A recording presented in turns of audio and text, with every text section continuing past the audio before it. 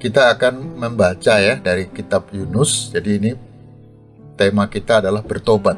Bertobat dan mengendalikan diri. Ada apa dengan pertobatan? Kenapa kita harus bertobat? Gitu ya.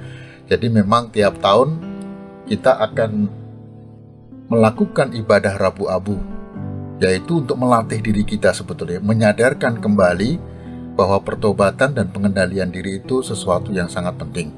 Dan itu memang dilakukan pada masa raya Paskah. Makanya kemudian kan ada ya pembukaan untuk bulan puasanya ya, orang Kristen Katolik biasanya juga di masa raya Paskah ini. Oke, mari kita bersama-sama coba belajar ya dari Yunus pasal 3 ayat 1 sampai 10. Datanglah firman Tuhan kepada Yunus untuk kedua kalinya, demikian. Bangunlah, pergilah ke Niniwe, kota yang besar itu, dan sampaikanlah kepadanya seruan yang kufirmankan kepadamu. Bersiaplah Yunus, lalu pergi ke Niniwe, sesuai dengan firman Allah. Niniwe adalah sebuah kota yang mengagumkan besarnya, 3 hari perjalanan luasnya. Mulailah Yunus masuk ke dalam kota itu sehari perjalanan jauhnya, lalu berseru, 40 hari lagi, maka Niniwe akan ditunggang balikkan. Orang Niniwe percaya kepada Allah, lalu mereka mengumumkan puasa, dan mereka, baik orang dewasa maupun anak-anak, mengenakan kain kabung. Setelah sampai kabar itu kepada raja kota Niniwe, turunlah ia dari singgasananya, ditanggalkannya jubahnya, diselubungkannya kain kabung, lalu duduklah ia di abu. Lalu atas perintah raja dan para pembesarnya, orang memaklumkan dan mengatakan di Niniwe demikian, manusia dan ternak, lembu sapi dan kambing domba tidak boleh makan apa-apa, tidak boleh makan rumput, dan tidak boleh minum air. Haruslah semuanya, manusia dan ternak, berselubung kain kabung dan berseru dengan keras kepada Allah, serta haruslah masing-masing berbalik dari tingkah lakunya yang jahat dan dari kekerasan yang dilakukannya. Siapa tahu, mungkin Allah akan berbalik dan menyesal serta berpaling dari murkanya yang bernyala-nyala itu, sehingga kita tidak binasa. Ketika Allah melihat perbuatan mereka itu, ya ini bagaimana mereka berbalik dari tingkah lakunya yang jahat, maka menyesalah Allah karena malapetaka yang telah dirancangkannya terhadap mereka, dan ia pun tidak jadi melakukannya. Ibu bapak dan saudara yang dikasihi dan mengasihi Tuhan, saya berikan warna kuning di sini sebagai untuk diminta perhatiannya begitu ya. Jadi saya akan tetap pada teks-teks ini gitu ya. Saya akan mulai lagi dengan yang tadi di atas. Pada saat sekarang ini bukan rahasia umum ya, kalau melalui teknologi yang terus berkembang, kehidupan kita itu seolah kehidupan yang pamer, kan gitu, seolah kan seperti itu. Karena apa? Dikit-dikit kita, wah ini kita mesti memperbarui ya, kita punya penampilan, kita harus menunjukkan sesuatu yang kita miliki. Bahkan tidak jarang hal-hal yang sifatnya kudus mau menunjukkan bahwa dia orang yang tahu banyak tentang firman Tuhan, itu juga dipamerkan ya. Jadi pameran kita lihat ya. Pokoknya harus ada hal-hal yang baru yang mau saya tunjukkan.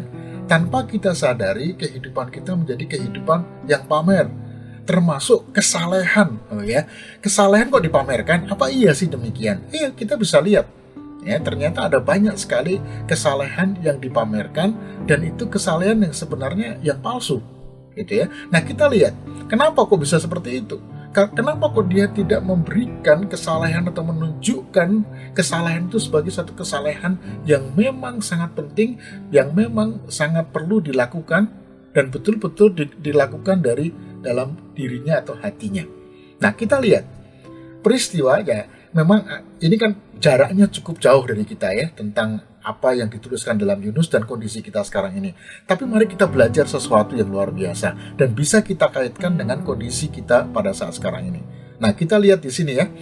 Jadi Yunus ini orang biasa sebetulnya ya, yang kita tahulah cerita Yunus yang masuk perut ikan paus segala macam itu ya. Nah, Yunus ini sebenarnya ragu-ragu, dia disuruh oleh Tuhan masuk ke Niniwe, kota Niniwe. Ini kota yang besar. Gambarannya kayak Jakarta begitu ya. Ini orang dari mana begitu ya, dikirim ke Jakarta untuk memberitahukan kepada rakyat kota Niniwe, kota besar ini, tentang hukuman Allah. Ya, nah coba diperhatikan huruf yang warna kuning. Mulailah Yunus masuk ke dalam kota itu sehari perjalanan jauhnya, lalu berseru, 40 hari lagi maka Niniwe akan ditunggang balikkan. Saudara, kita ingat sama apa ya 40 hari ya? 40 hari ini adalah ya yang diingatkan oleh Yunus kepada orang-orang Niniwe, kepada Raja Niniwe, bahwa dalam 40 hari ke depan ini akan datang hari Tuhan. Jadi hari Tuhan itu sama seperti kiamat, atau mungkin secara sederhana hari Tuhan itu ya kematian kita masing-masing kan gitu ya. Itu tibanya hari Tuhan seperti itu. Nah, Yunus memperingatkan kepada Niniwe bahwa kota ini akan dihancurkan, akan tiba hari Tuhan 40 hari lagi. Saudara, kalau kita dengar 40 hari, itu ternyata banyak ya diomongkan di Alkitab ya. Tentang Musa yang di Gunung Sinai waktu dia mendapatkan batu ya, 10 hukum Taurat itu juga 40 hari. Lalu kemudian di dalam perjanjian baru, pencobaan yang dilakukan iblis untuk di dalam diri Yesus itu juga 40 hari lamanya. Jadi sebenarnya kaitannya apa? Nah, ini mau dikaitkan dengan, coba kita lihat ya, di dalam 40 hari Tuhan Yesus, pengujian Yesus atau pencobaan yang dihadapi oleh Yesus, itu lebih berkaitan kepada pengendalian diri. Ya, ubahlah batu ini menjadi roti. Nah, itu tadi ya. Jadi di situ seperti dipancing, kalau engkau anak Allah, ubahlah ini. Nah, ini kan berkaitan dengan pengendalian diri. Ya, apakah betul ini prioritas kalau saya mau melakukan ini? Apakah betul ini seperti yang Tuhan kehendaki? Karena dikatakan di situ bahwa manusia tidak hanya hidup dari roti, tapi juga dari firman yang keluar dari mulut Allah. Lalu hal yang lain lagi adalah, kalau engkau menyembah aku, maka aku akan memberikan kekuasaan kepada kamu. Ini juga pencobaan yang diberikan oleh iblis ya. Jadi ketika manusia mau menyembah kekuasaan duniawi, kekayaan ya, pada saat itulah dia akan jatuh di dalam pencobaan. Nah, disitulah akan tiba harinya Tuhan. Lalu apa hubungannya dengan kita pada saat sekarang ini? Saudara yang dikasihi Tuhan Kristus, perkembangan teknologi, berbicara tentang metaverse, berbicara tentang Bitcoin, berbicara, banyak banget lah sekarang ya perkembangan teknologi. Itu jelek nggak sih? Enggak, itu baik semua. Tapi apa yang baik itu pun bisa dipergunakan oleh iblis untuk mencobai kita. Termasuk kondisi pandemik yang kita hadapi pada saat sekarang ini. Kenapa ya Tuhan kok izinkan itu terjadi dalam kehidupan kita? Ya supaya kita tahu bahwa kita sebenarnya adalah manusia-manusia yang rapuh. Ketika dihadapkan dengan kondisi yang seperti ini, semuanya serba kocar-kacir. Lalu kemudian yang paling kita bisa lihat di depan mata kita saat ini, dan yang saat ini sedang terjadi, yaitu pertempuran antara Rusia dan Ukraina. Rusia dan Ukraina memang kecil ya, tapi di belakang Ukraina itu ada NATO, ada Amerika. Artinya apa? Bahwa dunia ini terancam pada saat ini, bukan nakut-nakut, tapi itu yang saya baca begitu ya. Dunia sekarang khawatir dengan terjadinya perang dunia ketiga, perang nuklir. Apakah itu mungkin dimaksud dengan tibanya hari Tuhan? Saya tidak tahu.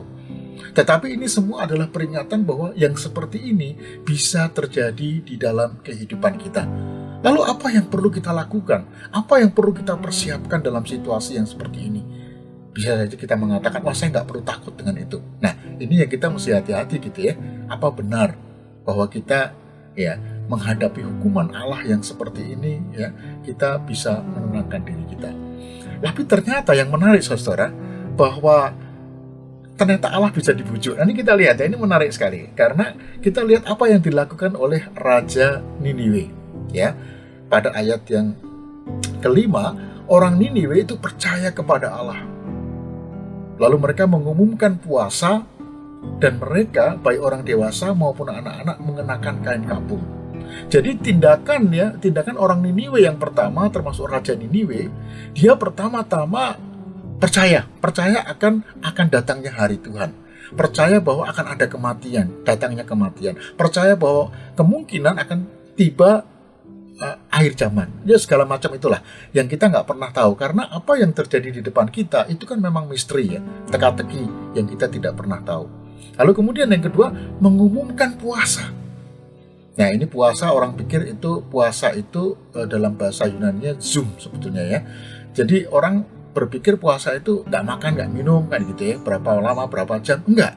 Tapi puasa itu dalam pengertian mengendalikan diri mereka dari segala kejahatan, dosa-dosa yang mereka lakukan selama ini. Lalu yang ketiga, mengenakan kain kabung, yang artinya bahwa mereka harus meratapi kehidupan mereka dan menyesali kehidupan mereka.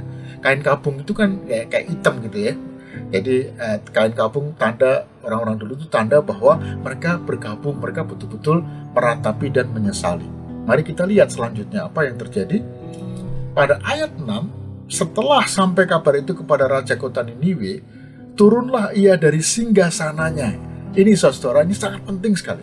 Turunlah ia dari singgasananya. Jadi Raja mau menunjukkan bahwa kesalehan, bahwa pertobatan itu bukan sekedar performance gitu ya, bukan sekedar penampilan, tapi sesuatu yang dilakukan dengan sungguh-sungguh. Ya, jadi kalau dikatakan di sini turunlah raja dari singgasananya, berarti dia sudah tidak lagi mempedulikan akan kekuasaannya.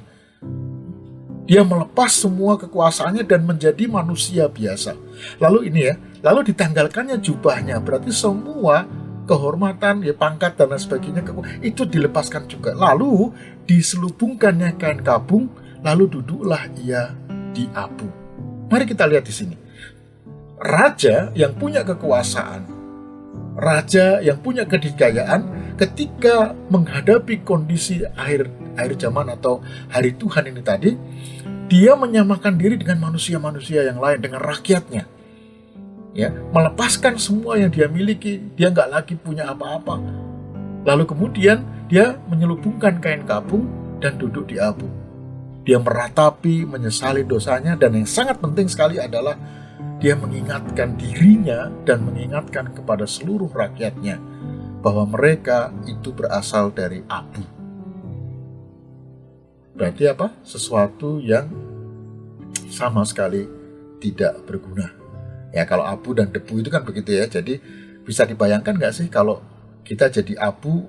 Saya pernah bayangkan ya, kalau 3000 tahun lagi saya bisa balik ke rumah saya di sini misalnya gitu. Kira-kira saya bisa ketemu diri saya nggak ya? Ya nggak tahu ya, karena kita cuma jadi abu. Bisa bayangkan bahwa sebetulnya manusia itu nothing gitu, nggak ada apa-apanya. Nah ini yang perlu disadari.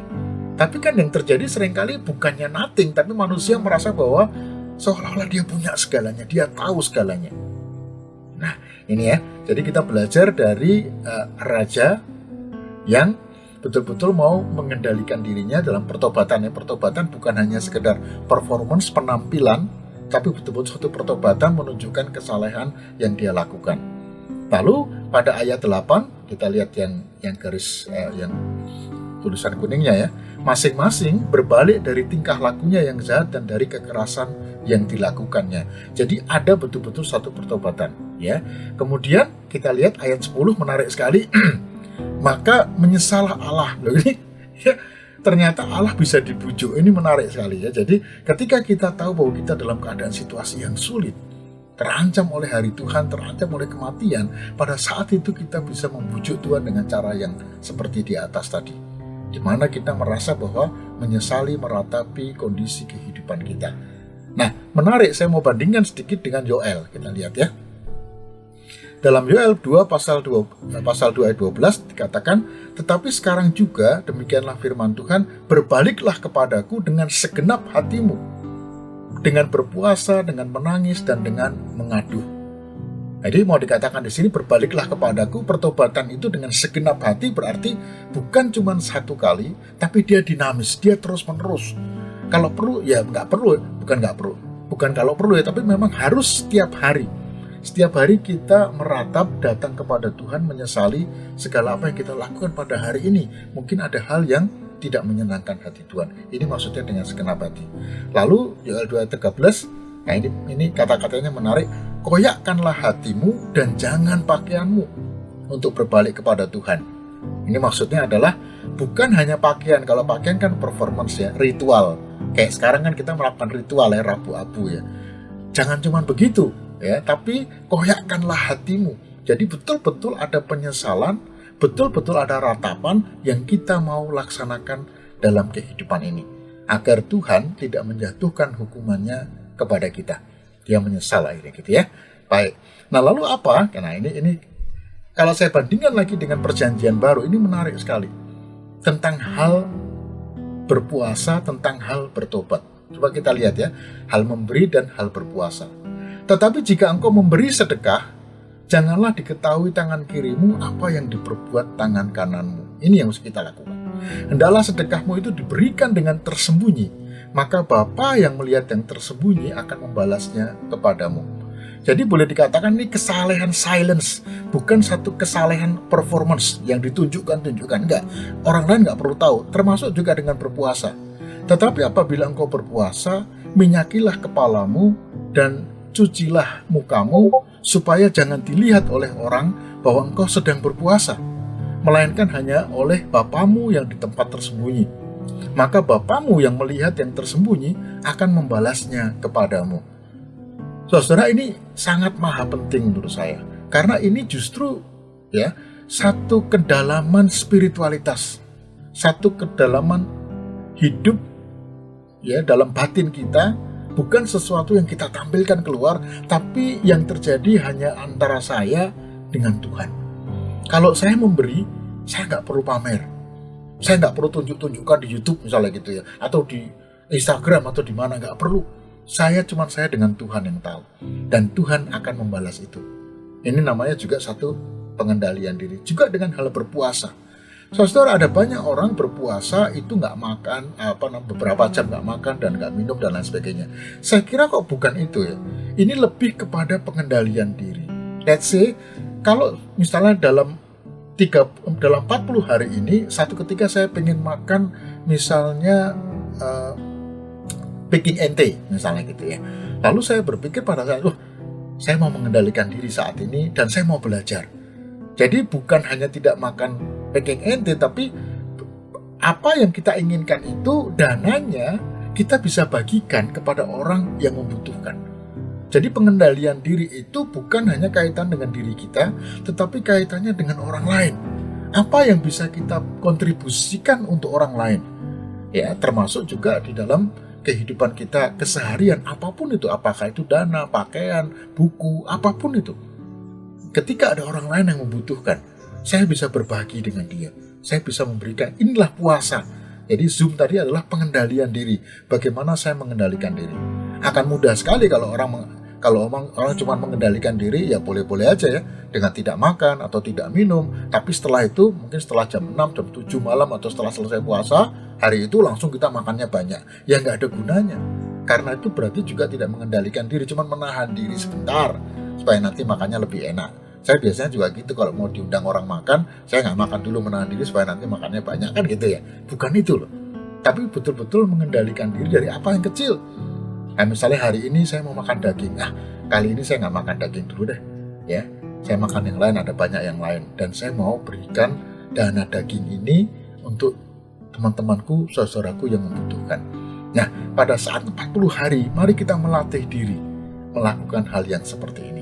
Ya, lalu yang terakhir ini, saudara, habit revolution menuju satu quality of life. Jadi bukan quantity of life, bukan hitung harinya berapa lama saya hidup, tapi quality, ya, kualitas daripada kehidupan saya. Kita harus melakukan satu kebiasaan yang revolusioner, perubahan besar-besaran dalam kehidupan kita, mulai dari pintu gerbang Rabu-Abu ini. Nah, kita bisa lihat di sini ya. Apa itu? Saleh yang sejati itu ya, kesalehan yang kita berikan arahannya adalah untuk Tuhan. Sementara yang palsu, yang salah adalah untuk diri kita sendiri. Tadi sudah saya kasih contohnya ya. Lalu kemudian yang kedua, saleh yang sejati itu selalu rendah hati. merasa tidak berkenan atau merasa bahwa aduh Tuhan kok saya ini bersalah ya di hadapan-Mu. Kepekaan untuk selalu meratap, jadi hancur hati kita supaya kita jadi nggak sombong gitu ya. Sementara kesalahan palsu ya percaya diri dan selalu merasa benar. Lalu kemudian yang ketiga ini sangat penting, dilakukan dengan senyap kayak tadi ya. Kalau memberi ya nggak usah tangan kanan memberi, tangan kiri tahu, nggak perlu. Lalu kemudian ketika saya berpuasa, waduh menunjukkan kepada orang seolah-olah dengan kerut-kerut wajah yang saya lagi kelaparan begitu ya. Nah itu enggak ya, tapi dalam senyap, hanya aku dan Tuhan yang tahu. Sementara kalau yang palsu tadi ya perlu pengakuan orang lain atau perlu ada upah, ada hadiah gitu ya. Lalu kemudian yang lain lagi, saleh sejati itu ketulusan dan selalu ada ucapan syukur. Sementara saleh palsu itu mengutamakan atau memperdebatkan simbol. Hati-hati nih ya. Nah, karena kita cuma bicara ritual, lalu simbol, kan banyak simbol ya. Rabu abu itu banyak simbol, itu semua penting. Makanya kami putuskan pada saat ini karena ini online, kita nggak melakukan dengan menorehkan abu. Kenapa? Karena itu simbol. Jadi ya nanti kalau kita onsite dalam persekutuan, itu rasanya akan lebih kena gitu ya, karena ada di dalam persekutuan kita bersama-sama. Yuk kita bersama-sama bertobat, mengarahkan kehidupan kita kepada Tuhan. Jadi bukan sekedar simbol ya. Lalu kemudian juga mengejar esensi atau hakikat daripada iman ya, dan progresif, terbuka, inklusif gitu ya. Dan sementara seringkali kan kita cenderung konservatif, fundamentalis. Apa sih maksudnya nih? Ya kita ini harus terbuka. Justru bukan menghakimi orang lain, menilai orang lain, oh ini Rabu abu, kamu nggak puasa ya, bukan kayak gitu. Kita terbuka saja, loh silahkan loh, itu hak kamu, pikiran kamu. Ya kalau puasa ya kamu yang melakukannya. Ya jadi bukan konservatif, fundamentalis, eksklusif ya, malah menjadi perdebatan, pertengkaran. Ya nggak usah lah, lakukan sendiri secara senyap, cuma aku dan Tuhanku. Lalu kemudian reformatif, aktif memperjuangkan keadilan.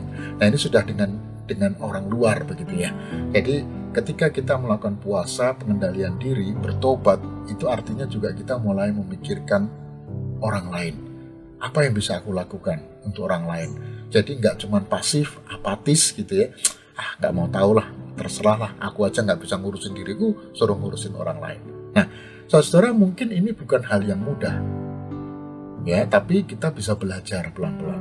Kita bisa melatih diri kita, nggak apa-apa sih. Kita mulailah dengan hal yang kecil. Ketika kita setia pada hal yang kecil, maka Tuhan akan memampukan kita untuk melakukan hal-hal yang besar. Oke, kiranya Tuhan memberkati kita, renungan kita, dan apa yang kita dengar pada hari ini boleh menjadi bekal bagi kita untuk memasuki gerbang masa Prapaskah. Jadi ingatlah selalu, menyesal, bertobat, berbalik kepada Allah, dan bersandar kepada kekuatan Tuhan. Terpujilah Allah. Amin. Tuhan berkati. Subscribe channel ini untuk mendapatkan update video terbaru. Bagikan video ini agar menjadi saluran berkat inspirasi bagi orang yang Anda sayangi.